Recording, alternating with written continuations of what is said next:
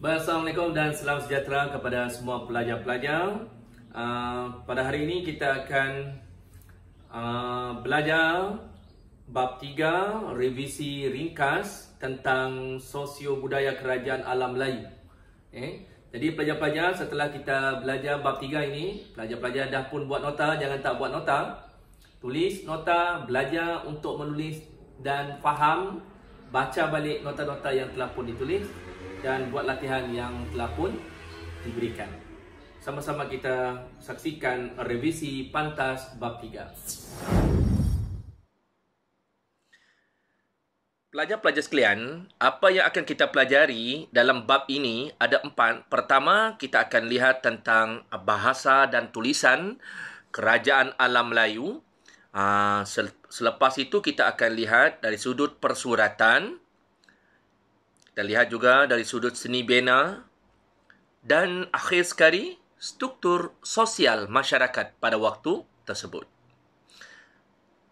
4 perkara yang akan kita pelajari.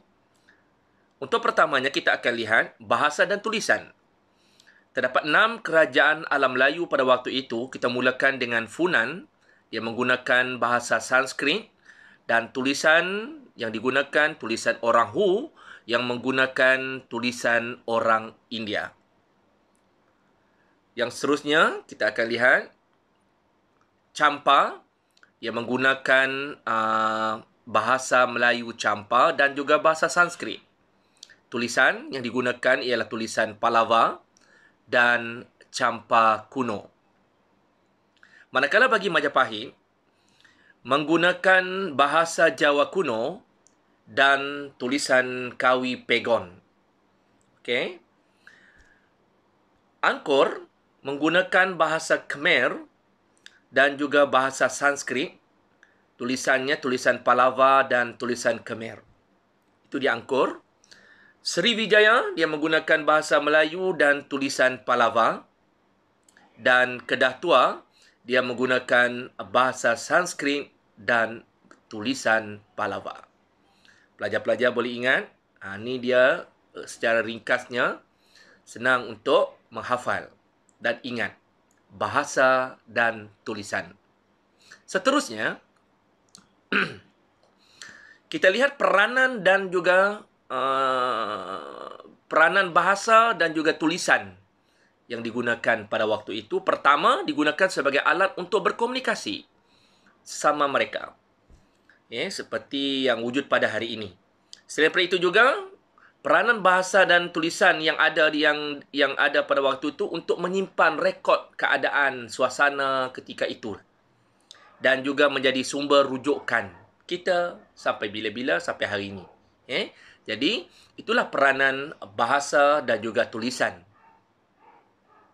Seterusnya, kita akan lihat 3 perkara penting yang pelajar kena fahami. Apa yang dimaksudkan dengan batu bersurat, apa yang dimaksudkan dengan inskripsi, apa yang dimaksudkan dengan manuskrip. Boleh tak pelajar beritahu saya apa perbezaan di antara ketiga-tiga ini? Pertama, kita lihat batu bersurat. Apa itu batu bersurat? Batu bersurat ini ialah sesuatu yang ditulis atau diukir di atas batu pada waktu itu. Sebab dia akan kekal. Dia tahu benda ni akan kekal. Jadi dia akan dapat dirujuk. Sampai hari ini kita jumpa, kita dapat baca balik. Itu batu bersurat. Apa itu inskripsi? Inskripsi ialah sesuatu yang ditulis atau diukir pada sesuatu tugu, duit shilling dan juga dinding-dinding. Dinding-dinding candi dan sebagainya. Itu dia inskripsi. Manakala bagi manuskrip pula, naskah buku yang mula dibuat dalam, bukan dakam apa itu, dalam bentuk tulisan tangan. Itu manuskrip. Ini dia manuskrip.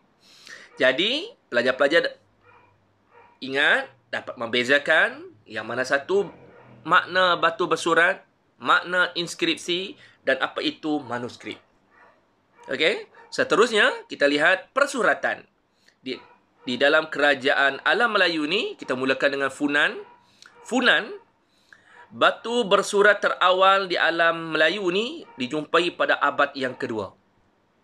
Funan. Ingat? Seterusnya, campak.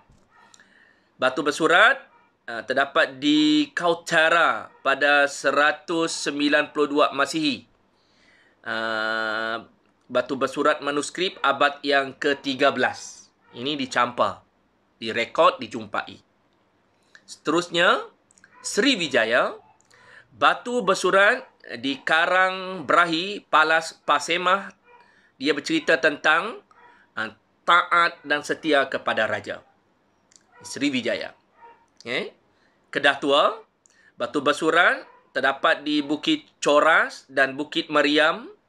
Inskripsi pada pinggan, yang ditulis pada pinggan tu, dan kepingan emas serta perak. Dia bercerita tentang doa-doa dan amalan agama Buddha. Ini waktu di Kedah Tua. Dan seterusnya di Majapahit, batu bersurat terdapat di Trowulan 1358, manuskrip Nagara Kertagama. Ini Majapahit. Dan yang terakhir ialah Angkor. Batu bersurat Sdok Koktom, pemerintahan Jayavarman II. Inskripsi pada dinding candi, ditulis pada dinding-dinding candi. Dia berceritakan tentang keagamaan dan juga corak pemerintahan pada waktu tersebut. Ini dia persuratan di 6 kerajaan alam Melayu pada waktu itu.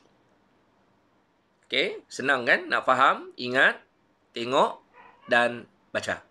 Seterusnya, kita lihat epik sastra yang dipengaruhi dalam kerajaan alam Melayu pada waktu itu. Pertama kita lihat epik sastra India. Epik sastra India. Contohnya, kalau kita lihat epik dan sastra India ni banyak mempengaruhi persuratan alam Melayu. Dia rujuk dari karya Ramayana, Mahabharata, Purana, Jataka, dan karya-karya ini telah disadur ke dalam bahasa tempatan di alam Melayu agar mudah difahami oleh masyarakat setempat. Jadi ini ialah epik sastra India. Satu lagi kita lihat sastra Islam. Bentuk sastra Islam yang mempengaruhi persuratan alam Melayu melalui syair, gurindam, cerita-cerita rakyat, nazam.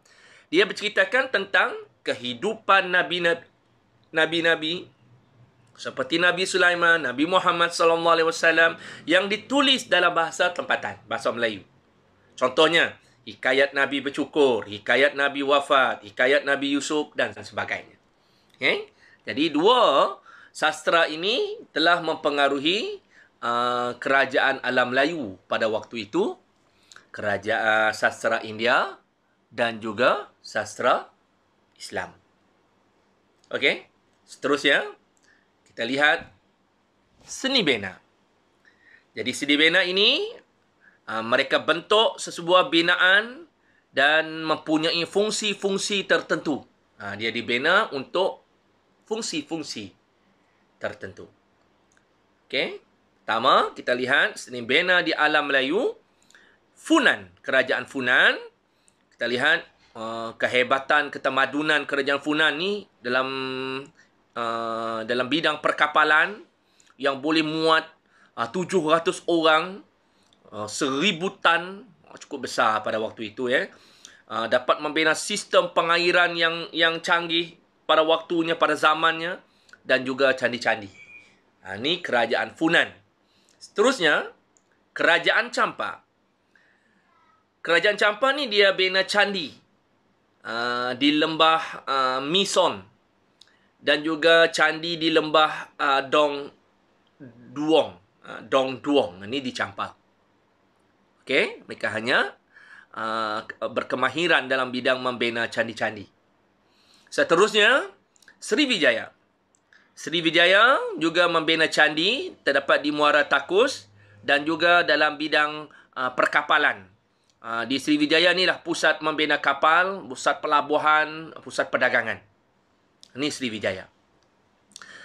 Seterusnya, di Gangga Negara terdapat satu patung budaya gangsa sebesar 18 meter. Gangga Negara. Dia membina patung gangsa Buddha.